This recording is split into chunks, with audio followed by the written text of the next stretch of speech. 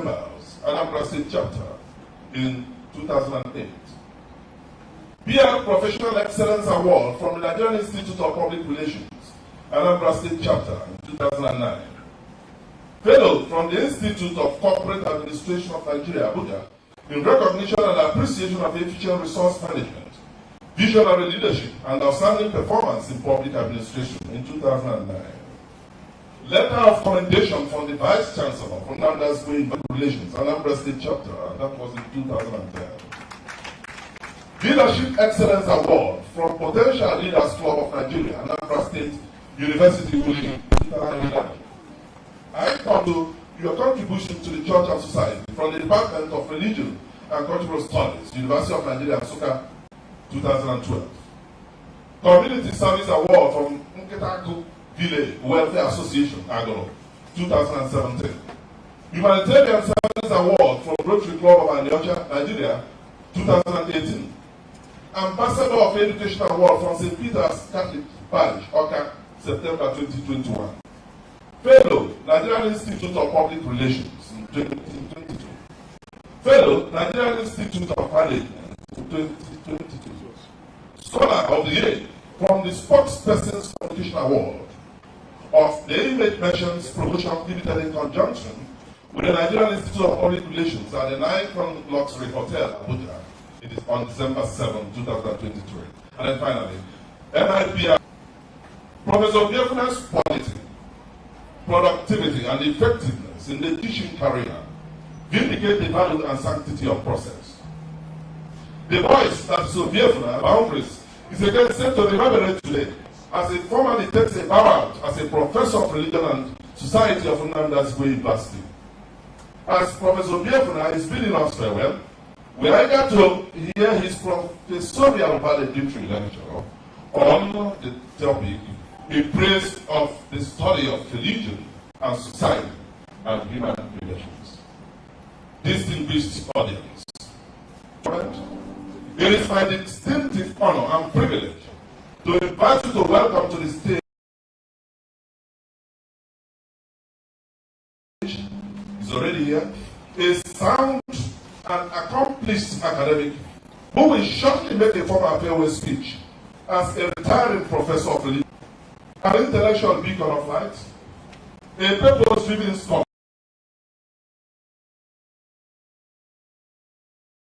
a trailblazer, a man of the people, a celibate for the sake of the gospel, a priest of God, a fellow clergyman, and a fellow alumnus of the University of Nigeria, who is a fiery and charismatic preacher.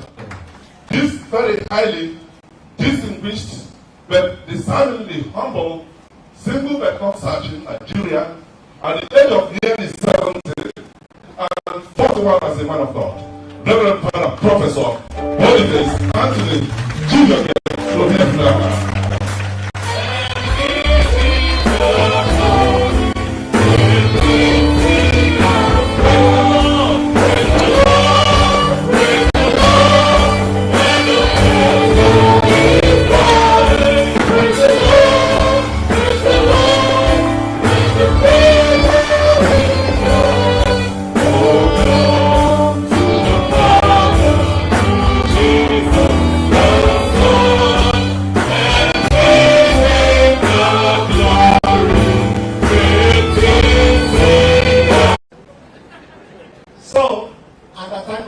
For it will go down in history, and it is true. Mr. Vice Chancellor of Harvard University and chairman of this occasion, thank you very much for accepting to be here. And thank you very much for accepting to be the chairman of this occasion. I started my inaugural lecture with you, and I said that is why we are here. Otherwise, I will still be coming to school because it is only on the 24th of June that I will be 70. So I'm not yet 70. So I'll continue to come to school. The governor of Anambra State, His Excellency Professor Charles Chukuma Saludo, the Deputy Vice Chancellor Law Administration, Professor Joseph Ikechekele, my friend. Thank you very much. And the Special Assistant to the Vice Chancellor Academics, Professor F.J.C. Odibo. And then, don't mind also, the first slide. I got it all. Then,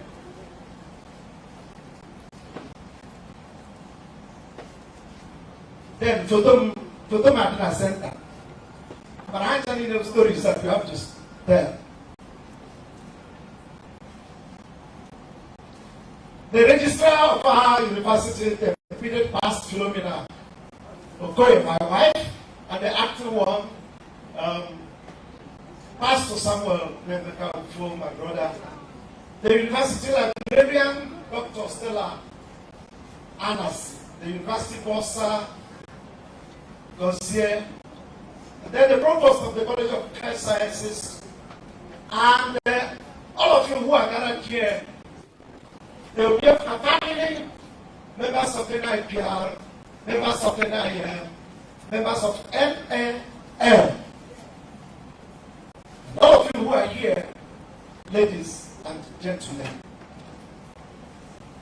for us to keep the protocol short. So we move straight to what we have. All of you who are here, I appreciate each and every one of you for being here.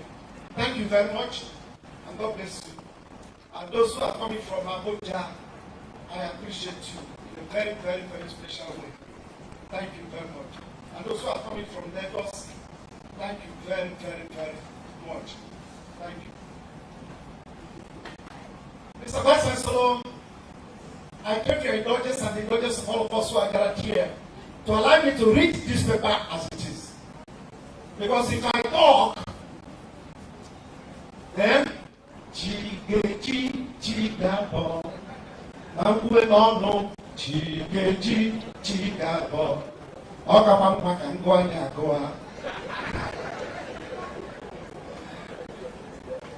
The biblical philosopher has said that everything that happens in this world happens at the time God chooses.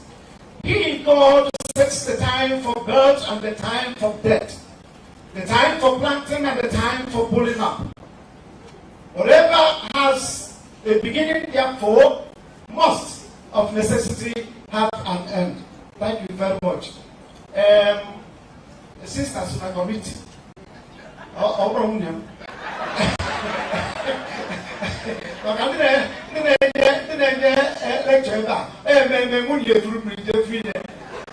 But I insisted when they brought water to me and a bottle in the public like this. That's what I'm telling you. And must say,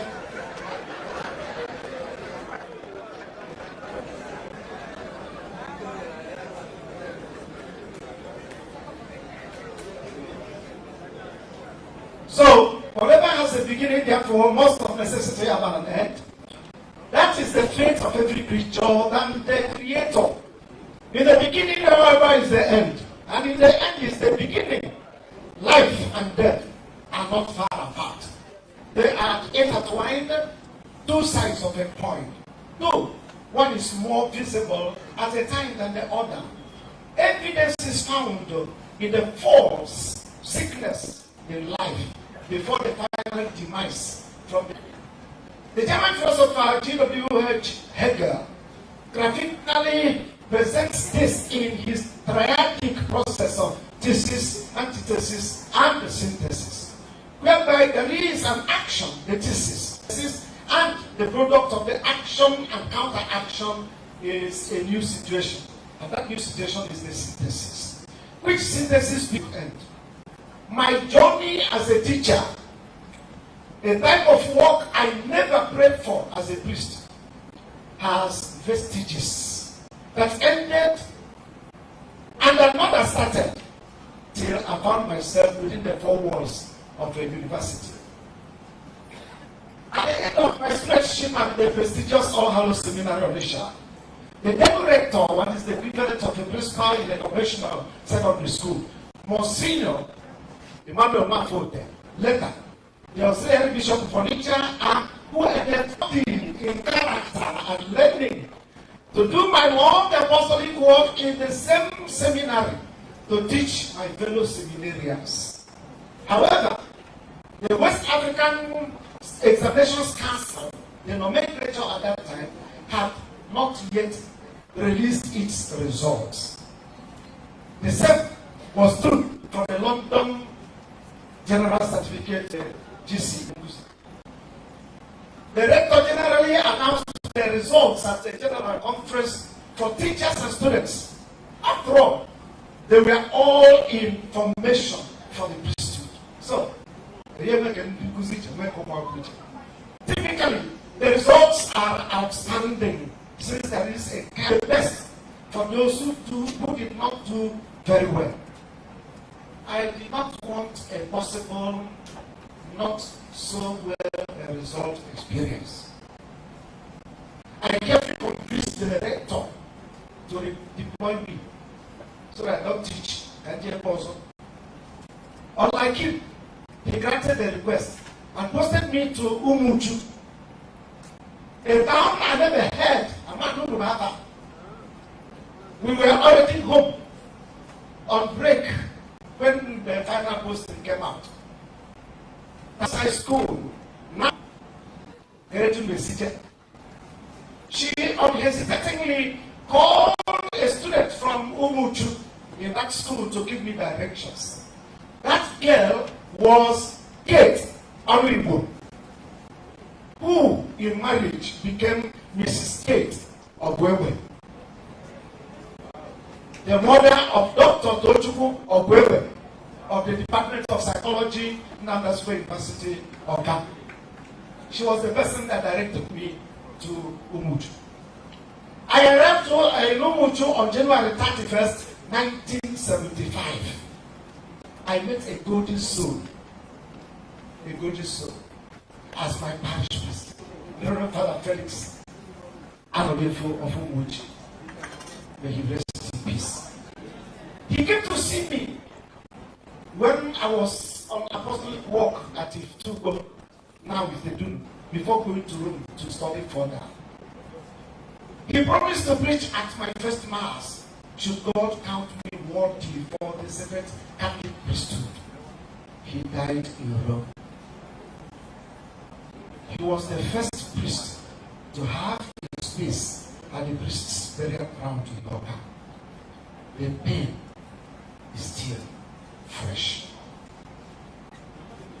I thank Reverend Father Professor Peter Demian Angunono, the then rector of Brigade Memorial Seminary for giving me the exit to go for the funeral. And that gave me some soothing. Running away from teaching at All Hallows Seminary, I ran into teaching at Umuchu. It was there that I became the headmaster of an adult education center. Hot from writing 2 external examinations, WASC and London GCE, I was in my element with the correct vocabulary and artistic demonstrations as the headmaster and classroom teacher. Without knowing, I was at cross with my teachers and students. They were not understanding what I was saying. They understood little or nothing from my grammar.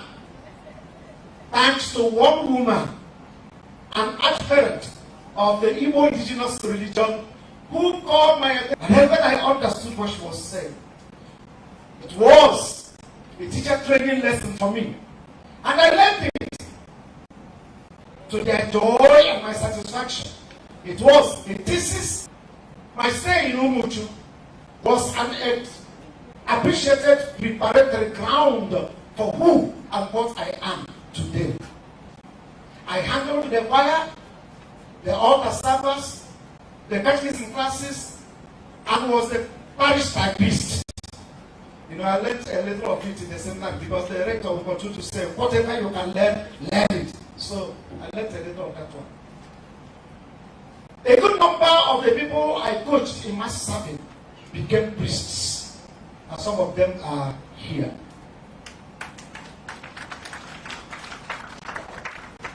As a matter of fact, some people thought I was a younger brother to the parish priest, Father OBIEFUNA, since whatever I said when he was not there would be the same thing he would say when consulted in my absence. It was a learning period that influenced my relationship with people, topping up on what I got from my family at a tender age when we were orphaned. You may not believe it, but I don't know my mother. My father died when I was 6 years. It was not easy at that level. I thought that Monsignor had forgotten me and the teaching plan. No. Father OBIEFUNA and I came in from Osaka one beautiful evening and saw 2 letters. One for me and one for him, the parish priest. The handwriting of my rector was just unmistakable. Tactfully, I let the parish priest open his own letter first. And he did. His eyes widened. He smiled or shook his head. Then he extended his hands for an embrace with congratulations. The results were that I cleared all 7 papers in London GCE and had grade 1 in WAEC. Why did my master shake his head? The rector immediately recalled me to the seminary to take up teaching appointment. I thought I had escaped. With my training with the adult education class, I promised myself I would do better with the seminarians. That was teaching number 2. The primary subjects I taught were biology, physics, and chemistry. I like teaching without being a classroom teacher. After all, a priest is a teacher, like the Master Jesus. Most of the options were there. I would not know what pushed me to apply for teaching. The attraction must have been my interest in Igbo African cultural studies.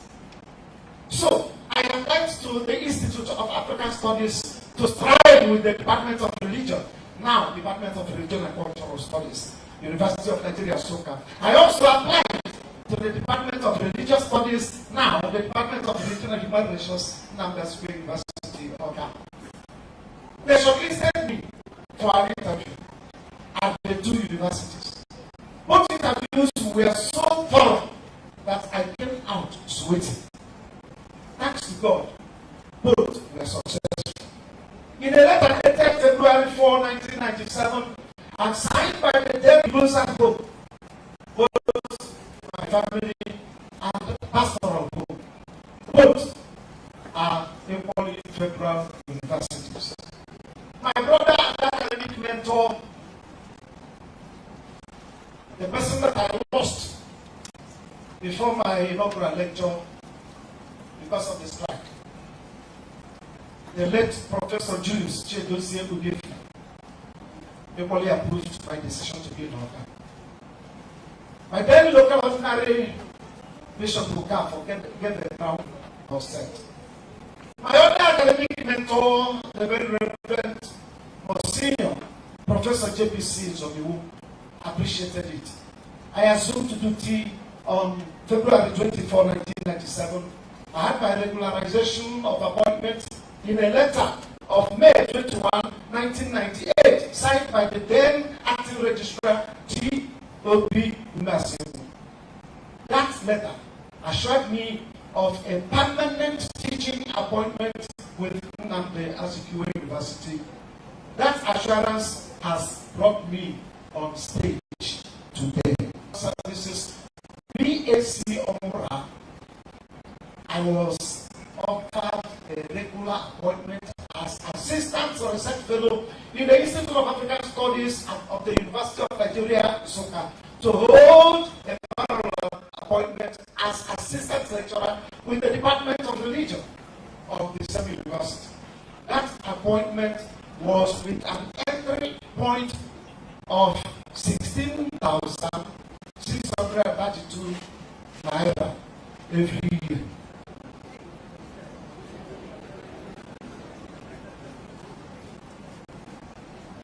My dear friends, one may ask, how come I taught the sciences in the seminary, but in the humanities, by single trust in providence?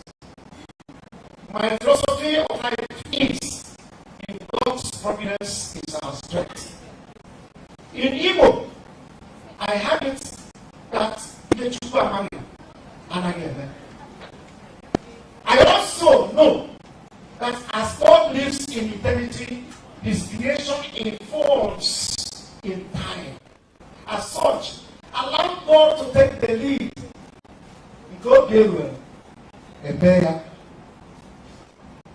This philosophy has helped me to follow things as they evolve without struggling for the unnecessary persons in this world.